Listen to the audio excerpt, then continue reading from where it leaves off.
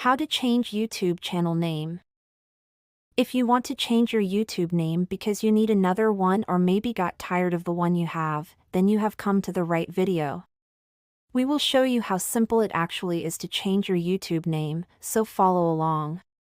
The first we need to do is to open up our YouTube app on either iPhone or Android, as the method is the same for both devices. When you are on the YouTube homepage, go and click the U section, down in the corner of the screen. On the U page, click on your YouTube name in the top of the screen. In here you see the little pencil in the right side of your screen, which you need to click.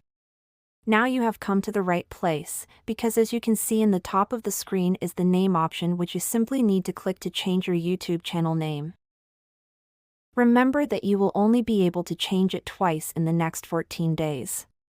If you found this video helpful, then let me know in the comments below, and be sure to check out our other relevant videos you see on the screen as well.